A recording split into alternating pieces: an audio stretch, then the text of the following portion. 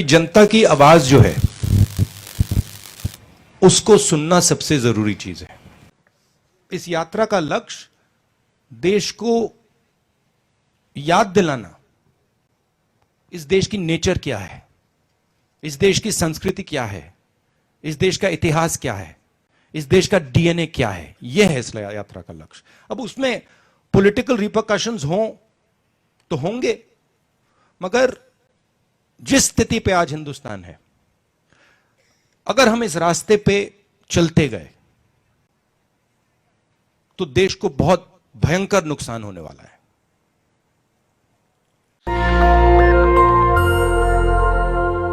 Numerology में तो believe नहीं करता हूं, तो नंबर्स पे इन चीजों को मैं बेस नहीं करता हूं। बट मैं आपको यह कह सकता हूं कि कन्याकुमारी से मध्य प्रदेश तक जनता का प्यार, भरोसा, जनता की शक्ति इस यात्रा को मिली है। जब यात्रा शुरू हुई थी तो मीडिया ने कहा था केरला में तो यात्रा सक्सेसफुल रहेगी, मगर कर्नाटक में प्रॉब्लम आएगी। फिर हम कर्नाटक गए, मीडिया ने कहा साउथ इंडिया में तो यात्रा अच्छी चलेगी, मगर साउथ के निकलने में प्रॉब्लम होगी। फिर तेलंगाना, आंध्रा में वही हुआ, वही जो कर्नाटक में हुआ।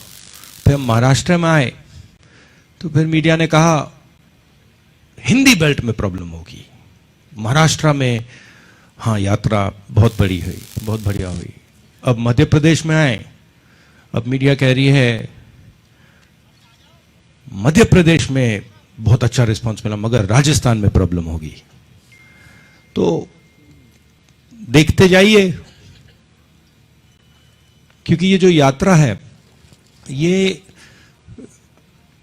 कांग्रेस पार्टी से अब आगे निकल गई है। ये यात्रा हिंदुस्तान की जो समस्या है, हिंदुस्तान के दिल में, हिंदुस्तान की आत्मा में जो आवाज है, अब ये यात्रा उसको उठा रही है। तो ये कहां पहुंचेगी, कहां नहीं पहुंचेगी, अब कोई नहीं बोल सकता है। धन्यवाद। नई दुनिया से कपिश दुबे, माइक दीजिएगा जल्दी अमरीश। अच्छा, इसमें दूसरी चीज बड़ी इंटरेस्टिंग है, मैं कह रहा हूं और मैं दोहराता जाता हूं कि इस यात्रा में किसी को थकान नहीं हो रही है, किसी को नहीं हो रही है।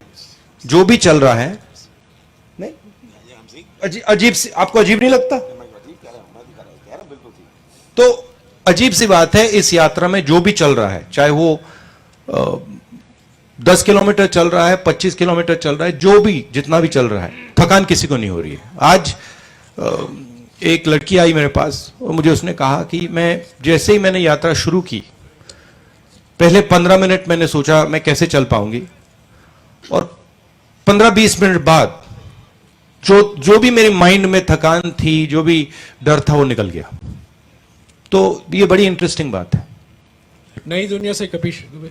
राहुल जी नमस्कार। इसी महीने सुप्रीम कोर्ट का एक फैसला आया है ईडब्ल्यूएस आरक्षण को लेके।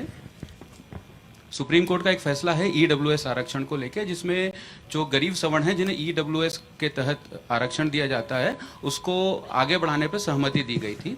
लेकिन कांग्रेस के ही एक नेता हैं जिन्होंने इसके अगेंस्ट में पुनर्विचार याचिका दायर की है। तो आप इस यात्रा में सभी वर्गों को जोड़ने और सभी को समान अधिकार देने की बात कर रहे हैं, तो इस फैसले को लेके आपके क्या विचार हैं? देखिए, मैं इस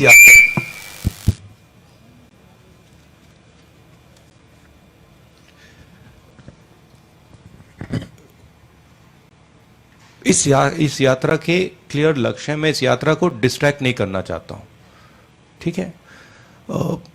इस यात्रा के पीछे सोच है, सबसे पहले जो हिंदुस्तान में नफरत, हिंसा और डर फैलाया जा रहा है, उसके सामने खड़े होना। और इसका सेंट्रल आइडिया कि जनता की आवाज जो है उसको सुनना सबसे जरूरी चीज है। उसके बाद जो देश में बेरोजगारी, कमल दे सम यात्रा बेरोजगारी के खिलाफ और जो महंगाई बढ़ रही है उसके खिलाफ। मैं ज्यादा पॉलिटिकल मुद्दे इस यात्रा में रेज नहीं करना चाहता हूं और इस यात्रा को मैं डाइवर्ट नहीं करना चाहता हूं। जो जनता कह रही है और जो फीडबैक हमें मिल रहा है उसके बारे में हम आपसे जरूर बात कर रहे हैं। पत्रिका से गोविंद ठाकरे।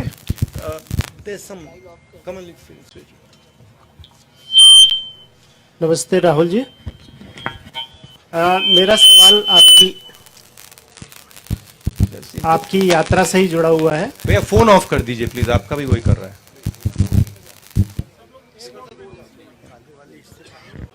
जल्दी जल्दी पूछिए, समय निकल रहा है। जी जी। प्रॉब्लम नहीं। मेरा सवाल यात्रा से ही जुड़ा हुआ है। चूंकि आपने पीछे ब्रांडिंग भी लगाई है लेकिन उसमें कांग्रेस का जो सिंबल है वो नहीं है, तो क्या ये उम्मीद करते हैं आप कि इस यात्रा के माध्यम से वो संगठन, गैर राजनीतिक राजनीतिक संगठन जो आपको 2024 में किसी रूप में आज एक, मैं आपको बताऊं, आज एक आरएसएस के व्यक्ति आए, मुझे उन्होंने कहा मैं आरएसएस का हूं, मैं यहां आपका स्वागत करने आया हूं।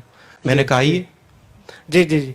तो मेरा सवाल ये था कि इस यात्रा से आगे आपका जो लक्ष्य है, जिस तरह से रिस्पांस मिल रहा है, तो एक मजबूत प्रतिपक्ष की तरफ आप बढ़ेंगे आगे, ऐसा आप उम्मीद करके चलते हैं या भविष्य में? मैं मेरे साइड से ये